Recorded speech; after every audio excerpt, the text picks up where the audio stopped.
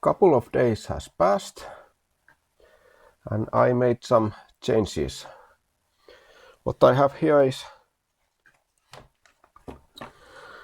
let me show you, hard disk drive. Well, I don't think you can see much right now, but I'll show you better later. It's a Hitachi 40 GB drive, jumped to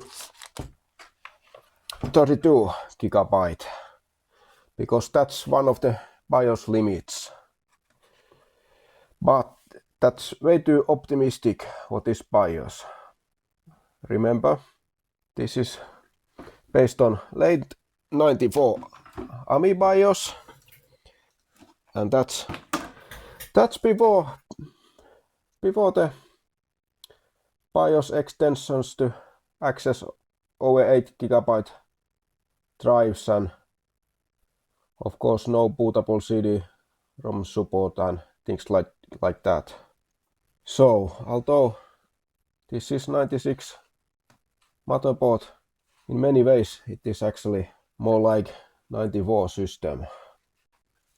But I made some discoveries and I tried to get that hard drive working, and I'll show you later. This BIOS has some interesting limits. But I made some other changes as well. There's a new battery. The old one tested 0.7 volts, so it's miracle that it even held BIOS settings. But that certainly explains why the clock didn't work. What else? This tripod, I removed the vast page mode memories, but unfortunately I didn't have EDO. I didn't want to remove them from any card, so this don't need those. So, and also, so now the hard drive installed under here, it's primary hard disk, and this micro drive is secondary master. And I also tried one of these Magic Store micro drives. I know these are really bad. This is slower than Hitachi or Seagate.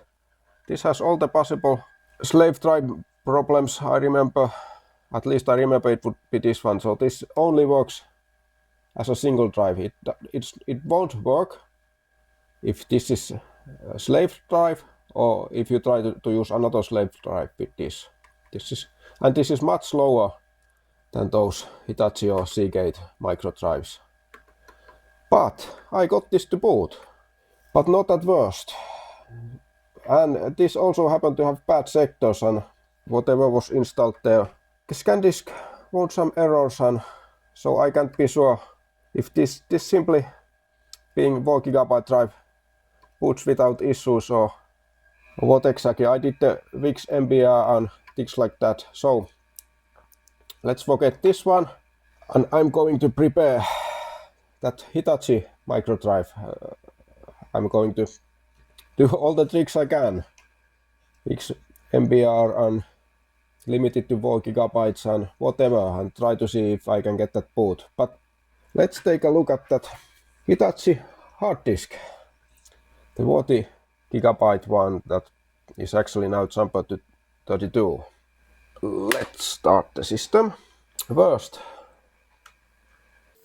this performs slow, below expectations. 4.7 megabytes was the transfer rate I tested. We can test that later, but that more implies that it would be programmed I/O mode 2 rather than 4. So instead of auto, I set it to 4, but that doesn't make any difference. We'll also try the drivers later. But if you need to use the drivers, well, there's nothing wrong with it. If you want to find them and install, and of course they're going to take up some memory, but in my opinion, the best thing about integrated IDE is that you don't have to find those drivers. You get the maximum performance because it's built into the BIOS. But At least it's above programmed EO0, so it does at least something, but perhaps for some reason it's not set to most optimal speed. Then this IDE block mode. Before I set it to optimal, but that Hitachi hard disk drive, it's optimal sets it to 8 sector blocks, while that drive supports 16. But if it's auto, then it selects 16. Why is that? I don't know, but auto is simply better than optimal.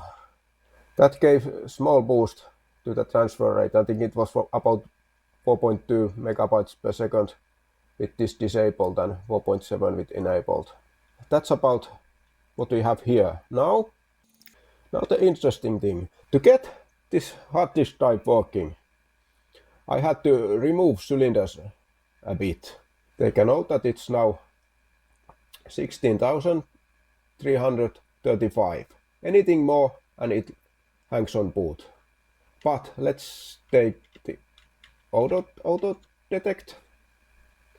As you can see, it nicely detects to those parameters that are essentially 8 GB limit.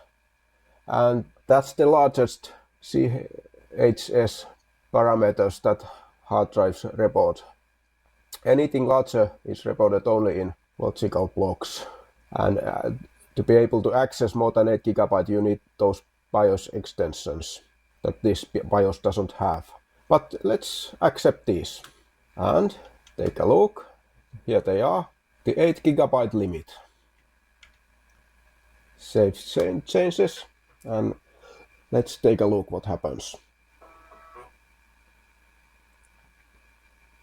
Hard disk drive is detected, but that's all we get. It hangs here every time. So let's jump to the BIOS setup.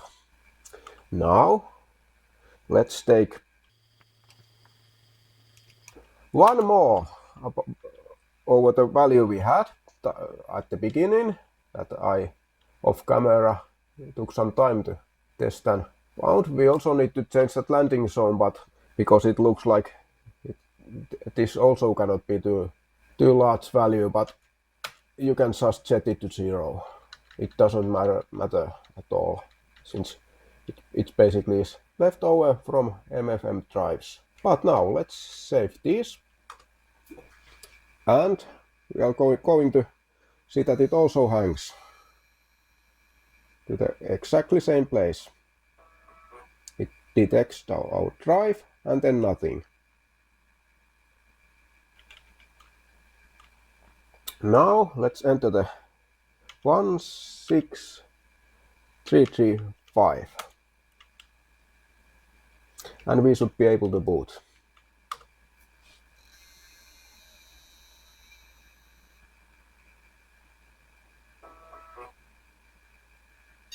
Yes, as you could see, it hung before it detected the secondary drive. And now, here we are. And also, the Hitachi micro drive. Well, it works. It works. So it can read it, but we simply couldn't boot from it. Except now I noticed I'm missing the rest of the partitions. And why is that? I did run ScanDisk on this one as well. It found a couple of files with some errors, but I knew them already. But no, yeah, it shows partitions here, but why didn't?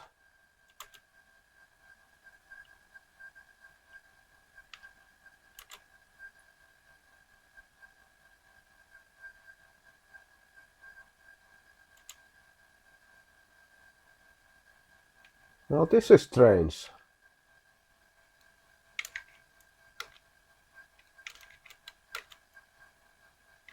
But as you can see now it was detected. So this BIOS, this is the maximum it supports.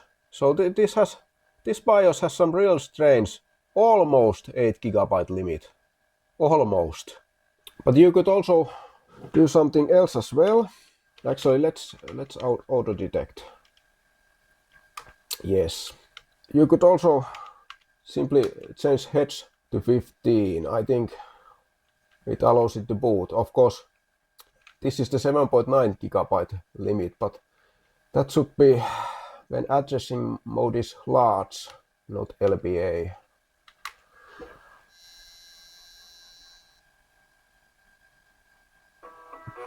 So it's a bit smaller now, yes, and that helped as well. And I think this is more safer setting to use, because I'll show you later what I mean. No partitions are.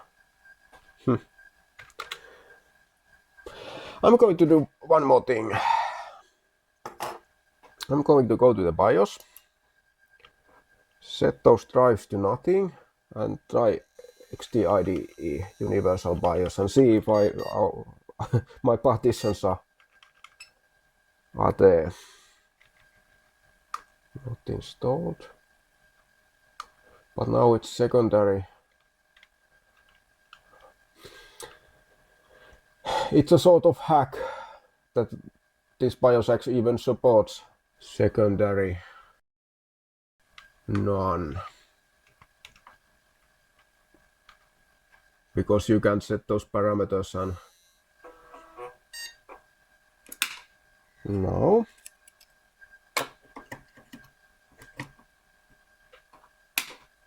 I also did the fix MBR to the micro drive, but perhaps that was wrong move. Who knows?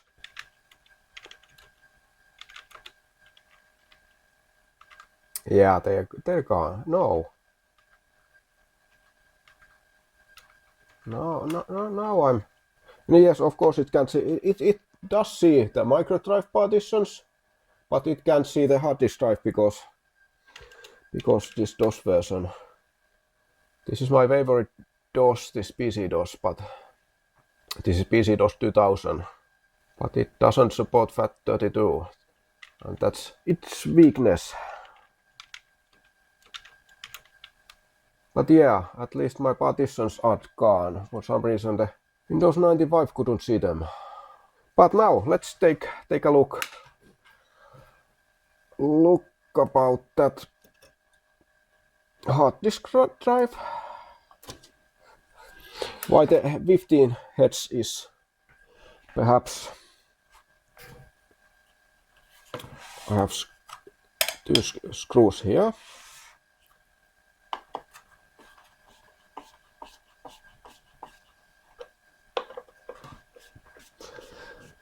This was low effort.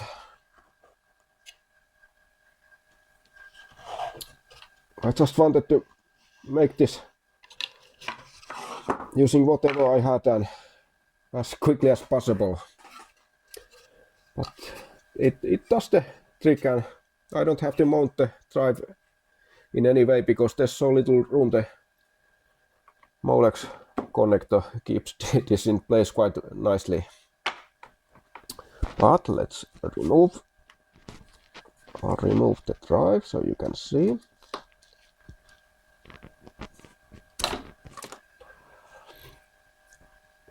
This is a drive that I bought myself back in the day. It was for my Athlon. What was it? Maybe it was the 2100, and of course overclocked. But I have the NVIDIA Enforce 2 based motherboard from Asus, the deluxe version. I can't remember what it was now, but that computer had 120 GB with 8 MB cache. A Maxtor. I don't remember what model it was, but it was Diamond Max 9, was it? Anyway, it turned out to be not so reliable model, and my broke, but warranty was still. It was still under warranty, so So I got a new drive, but lost of course everything what was there, and so I didn't have drive for a while, and so I bought this because I wanted to have another drive if the Maxter dies again, but it never did, and I still have that drive also. But this turned out to be reliable, good drive, and I'm glad I still have it and the Maxter as well. But now let's take some tool. Now it's set to 32 GB limit. This is a good drive because jumpers are clearly marked and there's quite a lot what you can do. So we now have that 32 GB clip. But as you can see, it has 60 heads and 50 heads. And although this is, what was it, 2003? Yes. So long past the 8 GB limit. But I'm glad Hitachi still decided to use these compatibility settings. Now we could simply jumper this to 15 heads, and that's exactly what I'm going to do. That's the 7.9 GB limit, because it should now detect the settings this BIOS can actually use. Although we lose a bit space on those what we tested to work, but that doesn't really matter. I don't think I need 8 GB. I would have been happy with the 6 GB, but I'm not giving up on that yet. We'll test that later. But yeah, that's what the 50 heads setting is for. Strange limits like this one. But I have something else as well. Seagate 8 GB.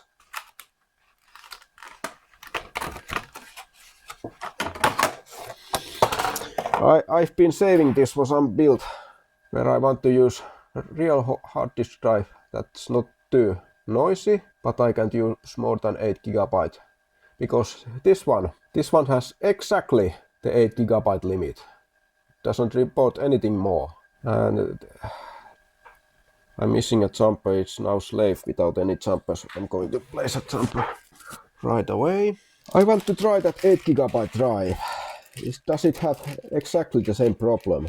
Because it should, of course. This should be BIOS related setting or issue. BIOS related bug, basically, and not drive related. Now it's set to master. This one goes here and just connect it. I'm not going to screw it back there because I think I prefer the... Oh yeah, I think I forgot to mention that you can't just change those hard disk drive parameters the way I just did, unless you are going to repartition the drive. Because we're lucky it worked, that Windows installation that was there, at least, so we could get into the DOS. But if there would have been more data, of course the drive geometry and all of those settings, at some point they are going to conflict with some data you have on the drive, and then they're messed up and might cause some serious issues. So if you're going to change the geometry, do repartition your drive. So now this one is, but we do need this one also. Okay, let's see. Yes, it's much quieter than those Hitachi. This isn't of course 7200 RPM. This is 5400, and I think this 8 GB Seagate is the first model that where Seagate being the first hard drive maker that got their drives noticeably quieter. So I really like those. I know the 4 GB Seagate is quite noisy drive, but this is very quiet. So another reason why I'm preserving it for some build. But let's take the auto detection. Yes. Interesting that this one has block mode of 32 sectors, while that much faster Hitachi only supported 16. We say yes and save and see what happens.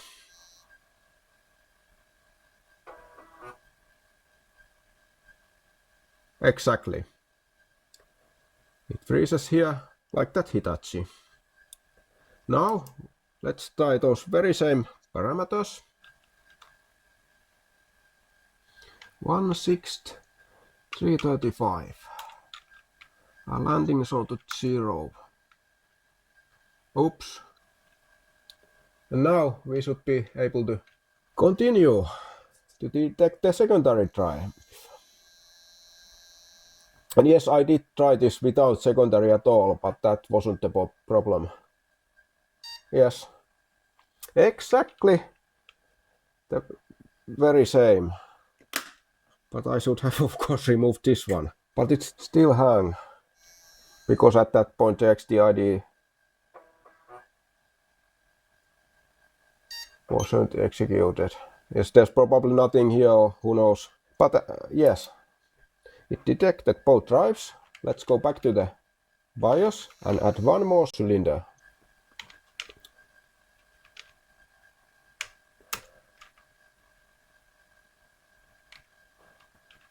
And we're going to freeze.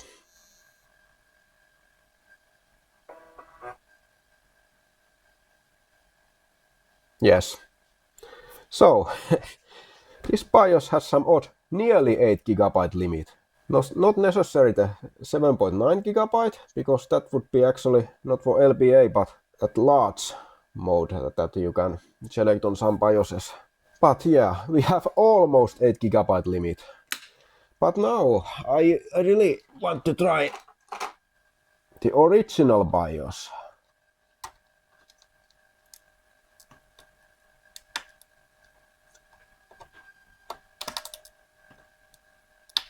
Thin motherboard and socket.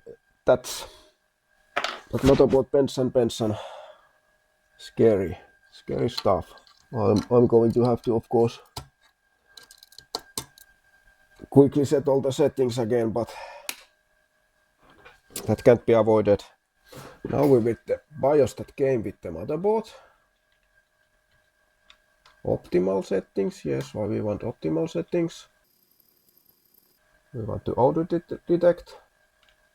At least it auto detects exactly the same way.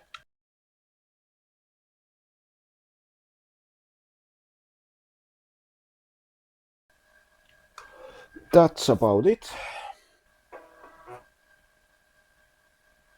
Yes, and exactly the same. Here it froze.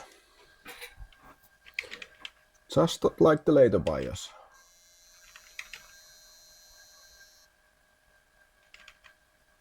I do wonder what the later BIOS fixes, because it certainly doesn't fix anything, those issues I'm having.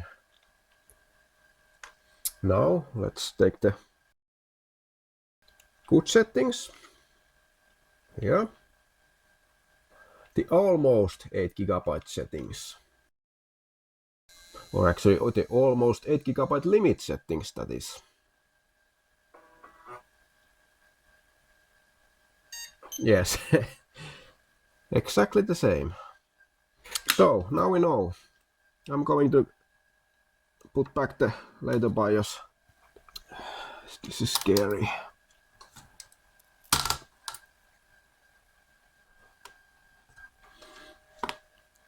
All right. There was so much more to test, but looks like a lot of time goes to this hard disk stuff. So we have now the 15 Hz setting here. It should work without any manual adjusting, and that's great if it does, because it means this drive can be moved to another system without need to repartition and so on and so on. Guess I'm keeping this Hitachi here, even though it gives more noise, but let's test first. Am I correct or not? Of course, now we should load settings again because of the BIOS change. Let's start. Yes, let's start with the auto. Yes, as you can see, now we have 15 heads. And if I'm correct, we can simply keep those settings and everything will work. Yes, here they are. I kinda like the Seagate sound. And actually on some system I needed to enable that because the flopper drive didn't worked correctly if the Seagate wasn't enabled at boot. I don't want the auto configuration. This should be disabled. Why? The previous BIOS it set this disabled by default, but this new sets this enabled by default. And now let's boot, and it should just work.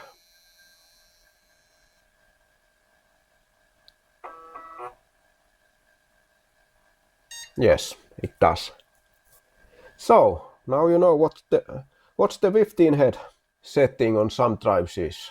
It's a good setting. Of course you don't need it, you could just set it manually, or you could use those almost 8 GB limit settings I found. Did I forget to enable block and 32-bit? Well, let's do that quickly. I forgot this one. And this needed to be auto, not optimal. Yeah, now. Actually, this hard drive doesn't sound too noisy with that heater on a few meters away from me, but back at the house, when I tested this drive, it was noisy. Well, not too noisy, and if I would have some case, it would sound quieter. But yeah, I like the ticking sounds, but I don't like constant spinning and if it's too noisy.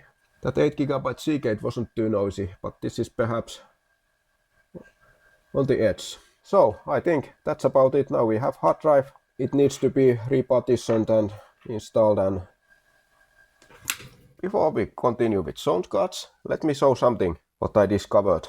I installed PC-DOS 2000 of camera to the hard drive we now have here. But before installing that one, I decided to test PC-DOS 7.1 because it supports FAT32, so partitions over 2 GB, and of course large drives as well. But BIOS on this motherboard doesn't support anything over 8 GB, and as we just saw, even 8 GB doesn't fully work. It needs to be a little bit less. But let's boot with PC-DOS 7.1 boot disk. I found that one on archive.org. Now we're booting from the diskette.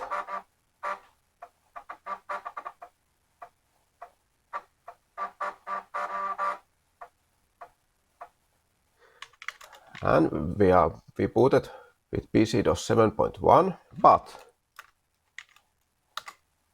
no drive C or D or anything else for that matter. And the reason is quite simple. Let me turn this off. Looks like the PC-DOS 7.1 requires those BIOS extensions to access any drive. So it doesn't support the old BIOS CHS functions at all. Now we have XD IDE Universal BIOS. Let me go to the BIOS. Let's disable our drive because we don't want any duplicates. And save changes. And same boot disk is still here.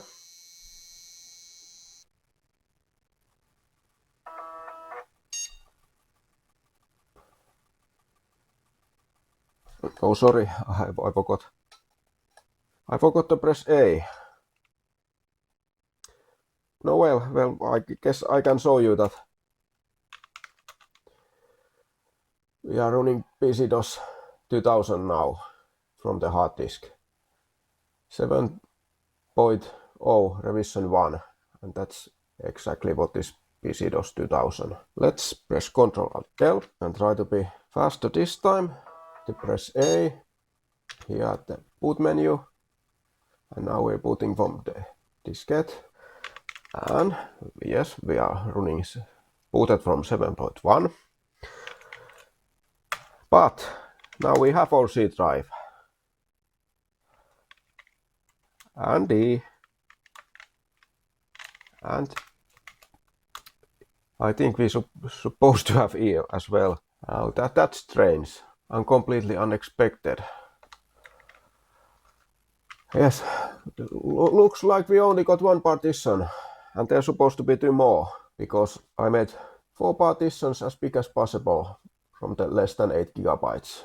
But I suppose this is some feature of PC-DOS 7.1. It's not complete operation system anyway. You're supposed to use PC-DOS 2000 utilities whenever necessary, and so on and so on. And I guess the FAT16 support is limited.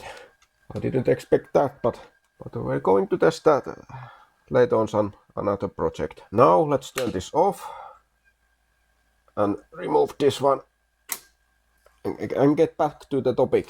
And the topic would be sound card that requires -5 volts. Here is a sound machine, or rather it is Sound Blaster 2.0, but this is quickshot sound machine, and it comes from a bundle with speakers and joystick and some server games and creative utilities and stuff like that. So this is pretty much the same card as Sound Blaster 2.0. It even has the creative revision number, and this is revision 4. But the only thing missing are the sockets for CMS chips.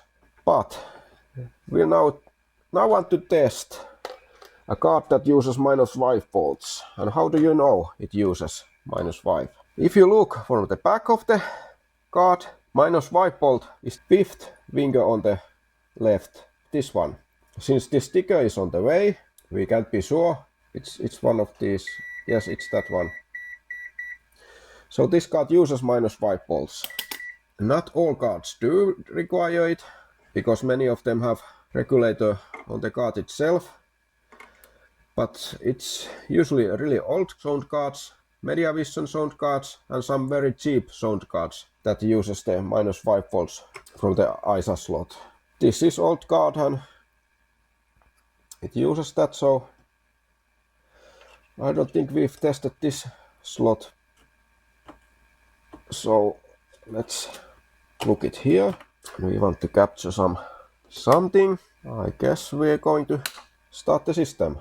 I forgot to start recording the VGA capture, but as you can see, we now have all our partitions, and I added this set blaster variable here, and that's all Sound Blaster 2.0 really needs. It doesn't have mixer, so we don't need any mixer utility and so on and so on. But let's boot.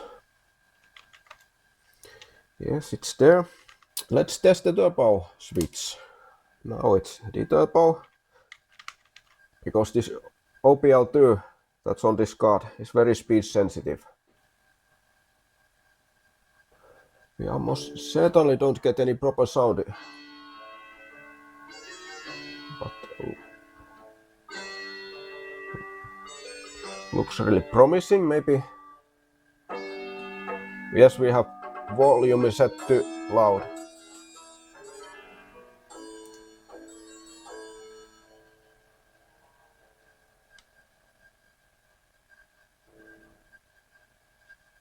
That's perhaps better.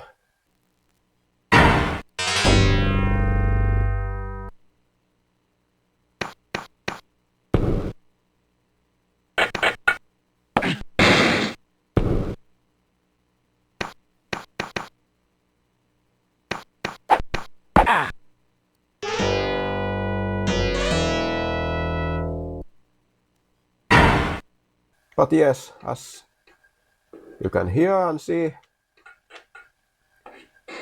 we have FM music, we have digital effects. So we have -5 volt and card works, and very good, very good. Also, the deturbo mode was low enough, and it's not that on all motherboards. I don't remember what the motherboard was, but one of the later 486 motherboards, it had deturbo mode that was simply too fast, so that made the deturbo completely useless. Let's set the turbo, or rather normal mode, and try again.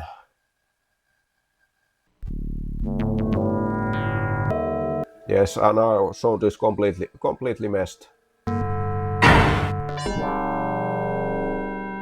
Well, the FM sounds at least, and that's completely normal. It's supposed to act like that, because the OPL2 is very speed sensitive, and even the OPL3 is speed sensitive, but not that much. Let's prepare AutoExec for another sound card. And why do we test another sound card? You'll see quite soon. That will be enough testing. Quick shot Sound Blaster worked real nicely. This is what I want to test. CT3990. There's no reason to use this particular model, because what I want to test is simply a plug and play card. Because this has BIOS from late 94, and that predates any ISAP plug and play. So this BIOS cannot have plug and play functionality. So basically it doesn't set any IAQs or DMAs that this card requires to be set. So you need to use something else. And before Unisound, that was the reason to avoid these plug and play cards. But with Unisound, it really doesn't matter anymore. And I already bent this PC speaker so we can install long cards to here. There wasn't any problem here, but if I want to use some VLP card, although I highly doubt on this test system that I'm going to use sound card and test some VLP card at the same time, but who knows. So let's put it here, and the speaker won't be on the way. Let's put that to line out.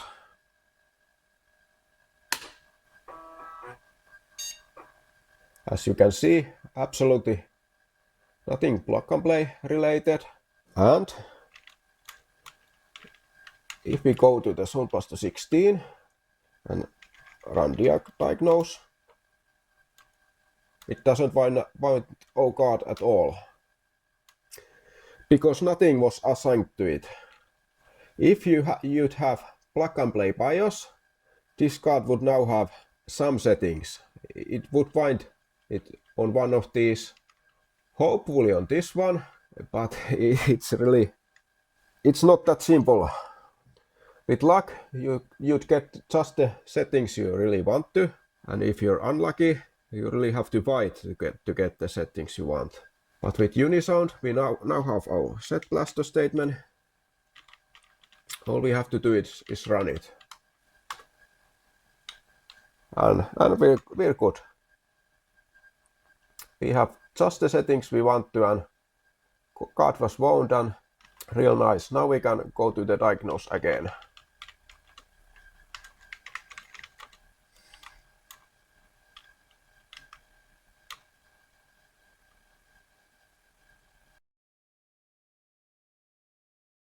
Now let me turn on the recording. This diagnose messes up with the mixer settings, so it's always too quiet. But let's go with the older card for now, so I don't have to set drivers properly and so on and so on. We're going to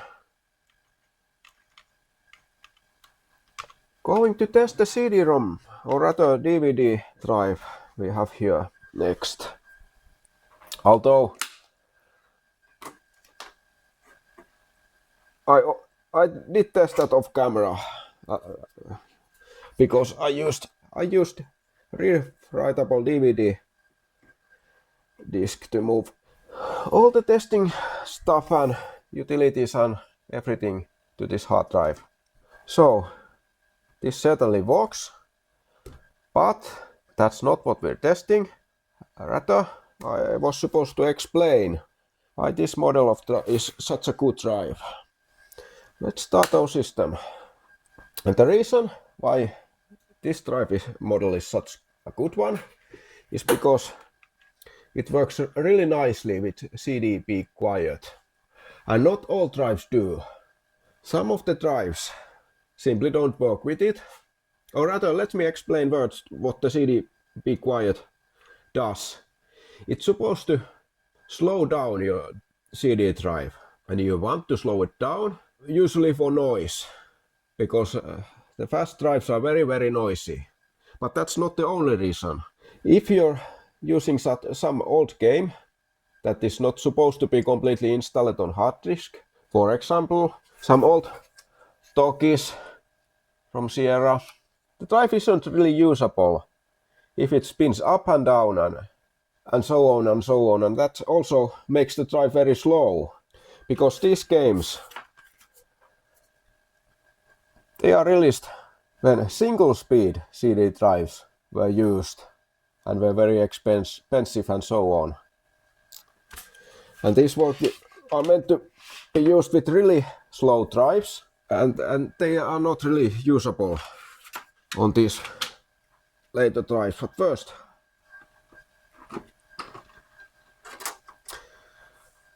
I'm going to install this game off camera. Let's take another look at the CDBQ after that.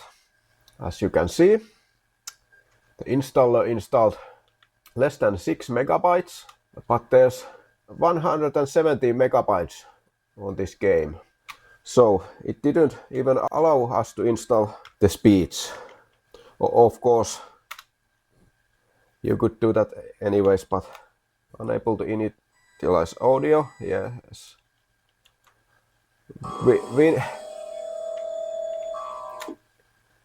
We need deturbo mode for this game, and not only for sound.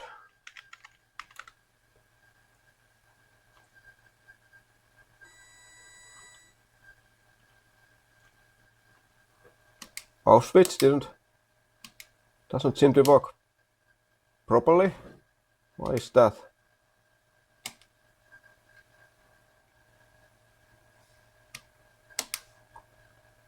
Looks like a turbo functionality, or rather deturbo, stopped working. Did our Chinese switch just die?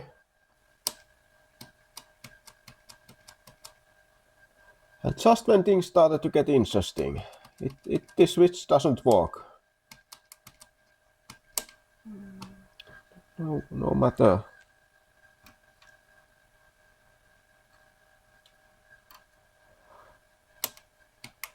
We can continue with jumper. I'll fix that later.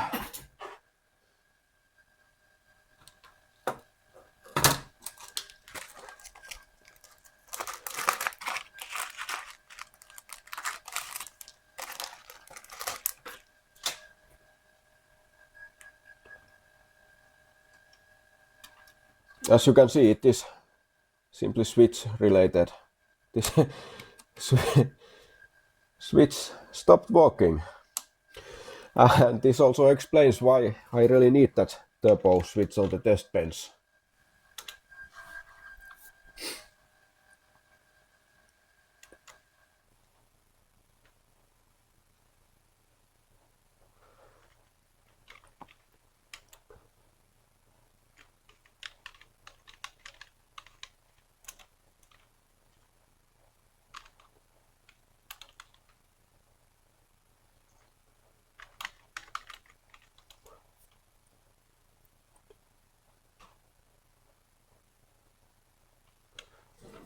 Yeah, that helped. But it's really annoying when your CD drive makes unnecessary noises when it starts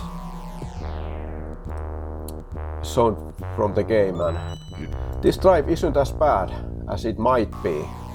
Those 52X CD-ROM drives are the absolute worst. So at least you could use this drive just like this. But we have an option. Let's go to the CDB quiet. So basically what we want to do is CDB quiet. It's secondary IDE where our drive is connected. Our device is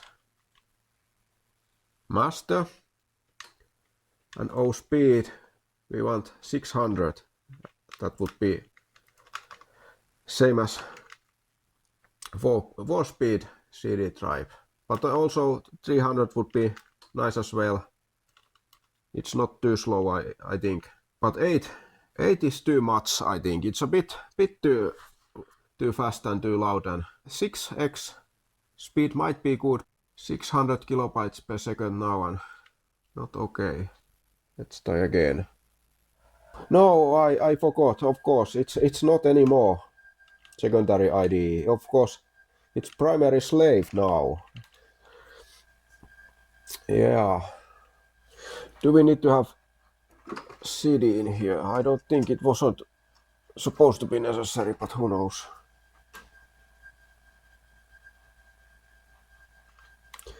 Maybe we should simply check what the speed release now. And could this deturbo mode affect something? Let's take the jump off.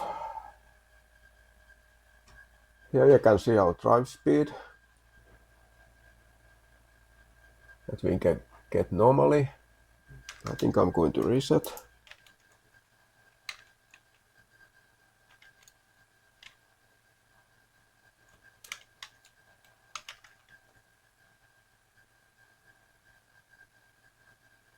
Now it's set. Maybe it didn't like the deturbo mode. Maybe it slowed down things so much that it didn't get reply in time. Or maybe we need to reset or whatever. But now our drive is 4-speed drive.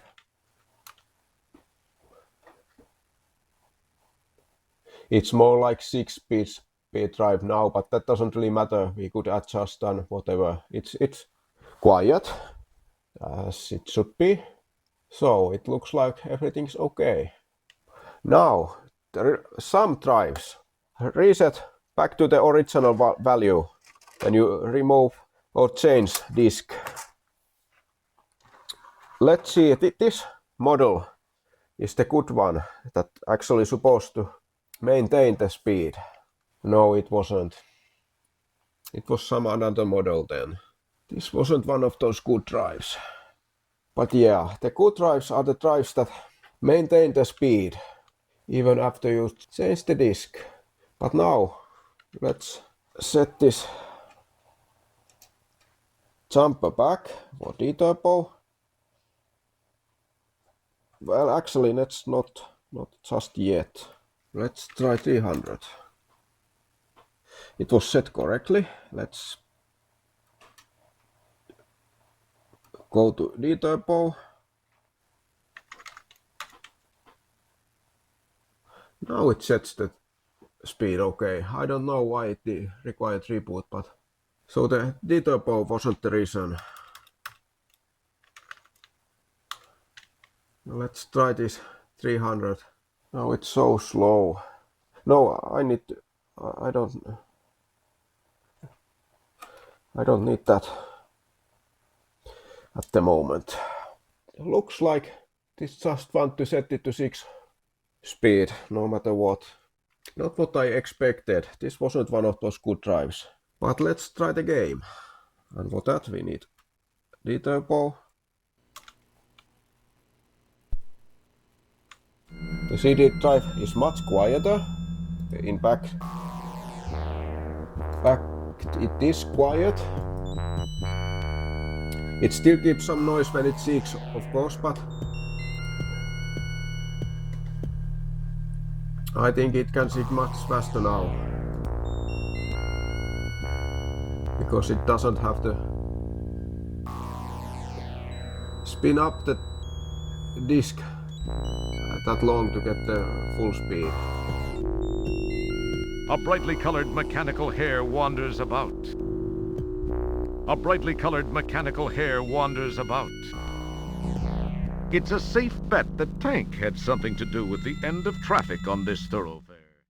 So, with the good drives, you could have just set the speed on auto exec back then. Simply forget it then, but not when you need to set it for every disk.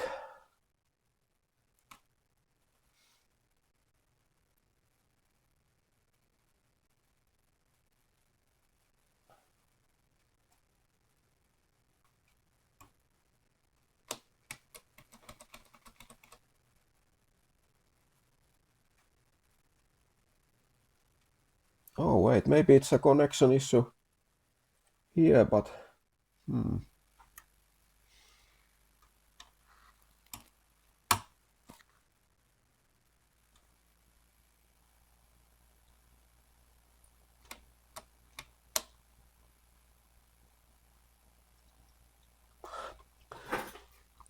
looks like I blamed the switch too early. It's something else. Well, this should be easier to fix actually. It's either the yellow or the black wire.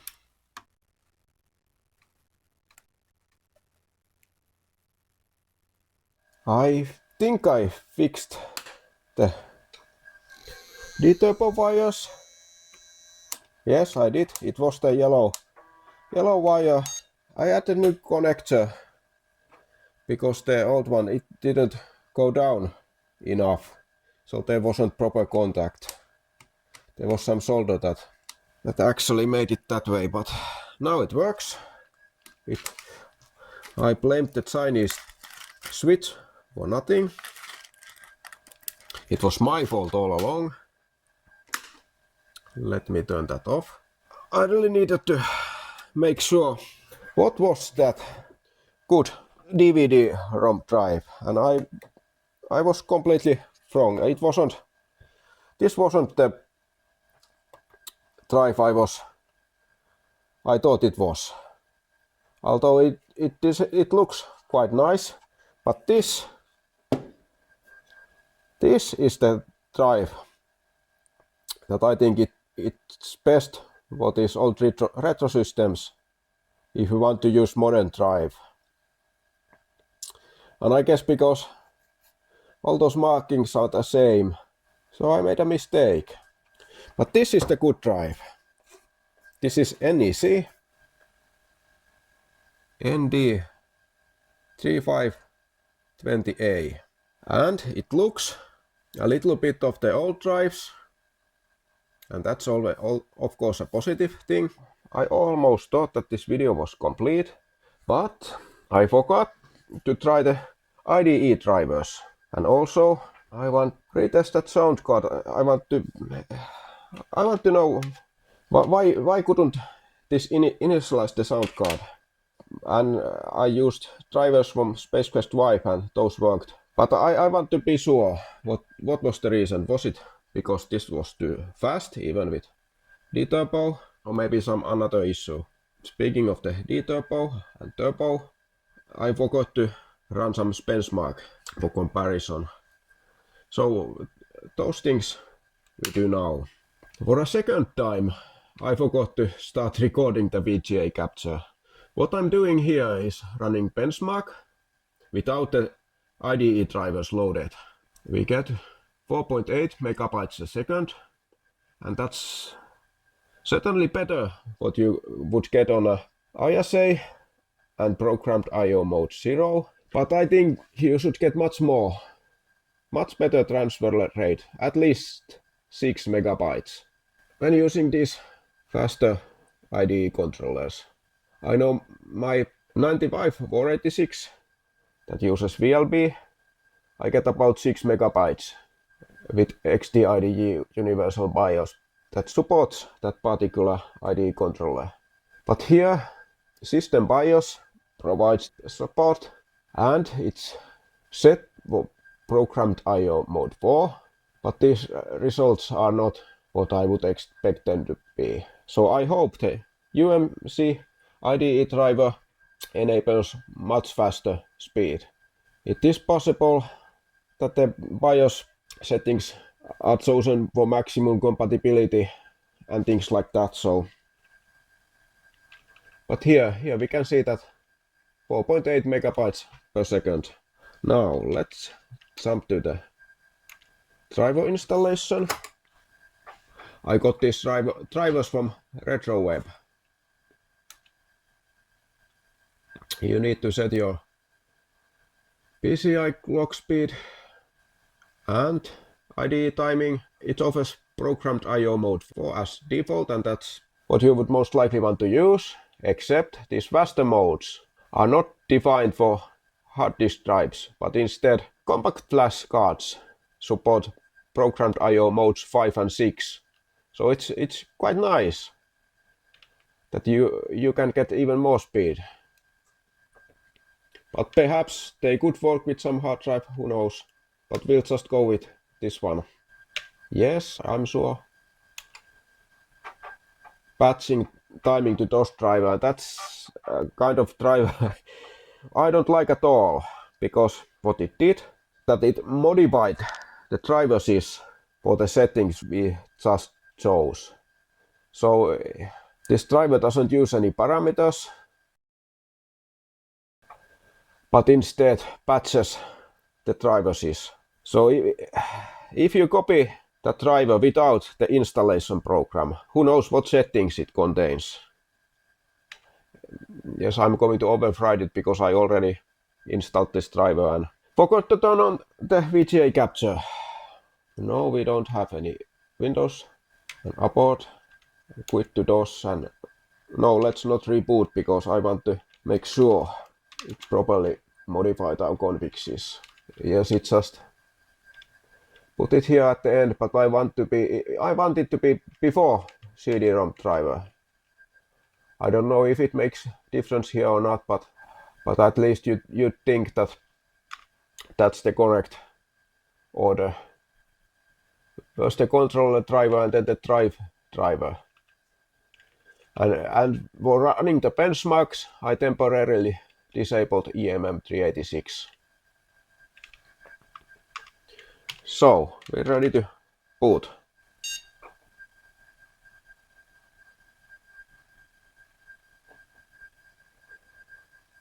It correctly found our drive and loaded the driver. But this is exactly what I got with the last attempt. First time when I try to run Ronto command, I get that error, but second time it works. That's not very promising. It's the driver's fault, but I don't know why it does that one. But let's run the benchmark. I'm hoping it's faster now, but let's wait for the transfer rate tests. Those 6 times of course won't change. Now here's the interesting part. Oh, much faster, much faster. This is what I would expect. So yes, you definitely should use those drivers. The BIOS for some reason uses very conservative settings, but of course I would need some better compatibility testing, because that error message when trying to load Norton command just after boot isn't very promising, but everything seems to work and it's much faster, more than twice the speed, because for some reason benchmark results without the driver indicates much more of a programmed I/O mode 2 than 4, and this is what 4 should be. We now have IDE driver loaded. Oh, and also let me show you. It only copied this sys file that it modified during the install, and no configuration utility or anything else here. I copied this from the driver disk because you sure need that install program if you want to change something, and we are going to test those even faster modes on some another video. But for now, let's be happy with this one and see what kind of speed we get with the D-turbo. Actually, let's put it to D-turbo mode. Score 40 in D-turbo mode. And almost 200. And we should get over 200 when we have the L2. But let's try something else. 3D bench, of course. 58.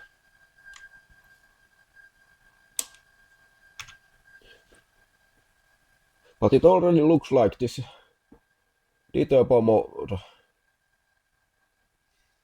is quite good one, because it certainly slows enough. And that's what it's supposed to do. And on some motherboards it simply won't slow enough, these fastest 486s. And because datasheet for this chipset isn't available, I don't know.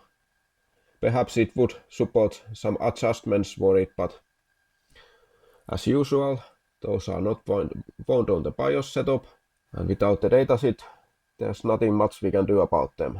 So it's good, it slows enough.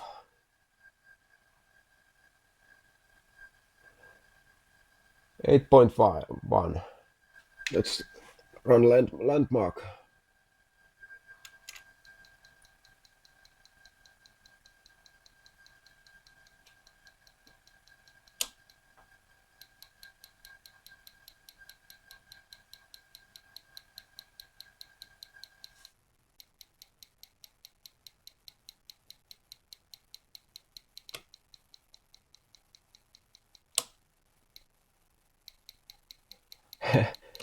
Notice that every time I go to the D-turbo mode, there's some pause before it continues.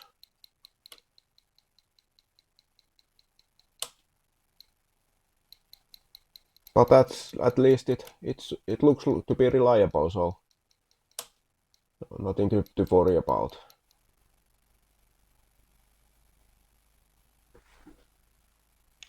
Let's see if we can. Yes, now we could run Norton Commander on first try.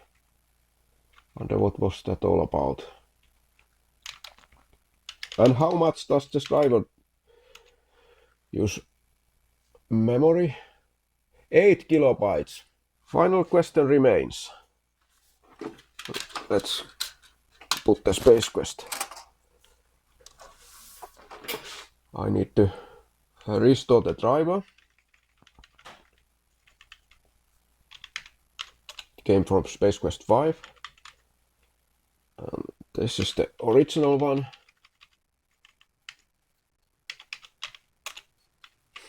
We are in D-turbo now. IRQ is set to 5. Let's see what happens. Unable to initialize audio. Let's enable turbo. Do I have this in path? No, I didn't.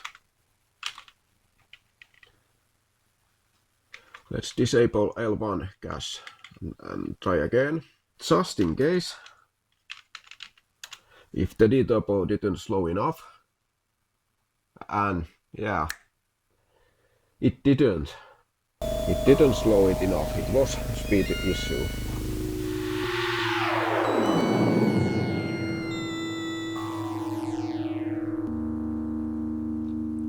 But disabling the L1 cache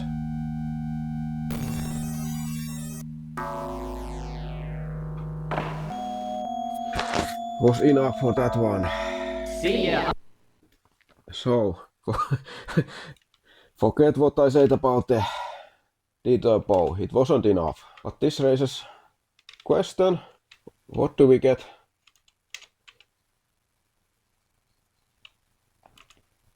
Now, nothing, because we have EMM 386.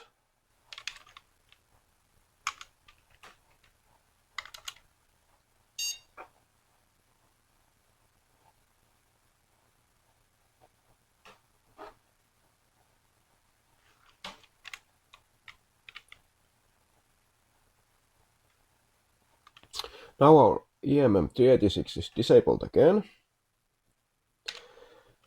Let's see with L1 cache disabled. It's much slower now. than just the D-Turbo. Testbench 73. But I really don't like this Testbench score. It should be the CPU score, whatever. Because remember, with the D-Turbo, we got 40.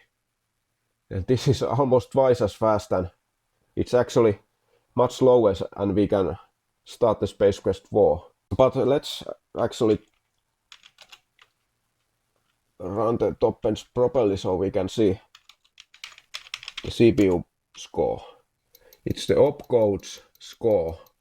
That's really the relevant one. I don't remember what it was. And of course, you can slow it even more down. Yeah, we're in the XT range now. So, what to make of these benchmark results? Testbench shows that when slowing down with D-Turbo, we got score of 40 and the opcode score was 220. But that was too fast for Space Quest 4, so sound card wasn't initialized and we couldn't get any digital sound. But with level 1 cache disabled, Space Quest 4 did work. But Testbench shows score of 73 and opcode's score is 88. So that should be twice as fast, almost. But still, Space Quest 4 didn't work. And that's the problem with these synthetic benchmarks. I'm not saying the results are wrong, but the L1 cache here is the answer. Because what the D-Turbo does on these late 486 machines, that it doesn't slow down the CPU really. Rather, it holds it from access to the bus. There's some timers that allow it to access some amount of time and then hold access another amount of time. And it just holds and allows and so on and so on. But when the CPU is held from the bus, it can execute code as long as everything it needs is in the L1 cache. And software timing loops, they're very, very small, and the counter is in the CPU register, so it can perform that software loop completely inside the L1 cache while the CPU is held from the bus. So when the access is granted, it has already finished the timing loop, and that's not good thing. But if the hold times could be adjusted, perhaps some proper value would be found that even after the software loop is executed, then maybe the CPU wouldn't be allowed to access the bus too soon. But since it can't be controlled here in any way, this is what we got. But with L1 cache disabled, new instruction needs to be fetched from the L2, and we don't have that, so it needs to be fetched from the memory. So every time the timing loop jumps back to check the counter, it needs to fetch instruction from the memory. And then, only then does the D-Turbo work properly, because it helps the CPU from accessing the bus, and so it slows down the timing loop. So, we are done testing the Testbench, lot of testing, some interesting results. Would I choose this motherboard for a retro build? Or rather 486 retro build? I don't think I would. There are simply better motherboards for that purpose. Well, if I chose this, I would use some slower CPU. Perhaps 100 MHz would be good speed, perhaps not. But we'll test those later when we have the L2 cache eventually. But it isn't bad motherboard. It has VLP, PCI. You can use two different types of SIMs, even though EDO wasn't supported on this revision of chipset.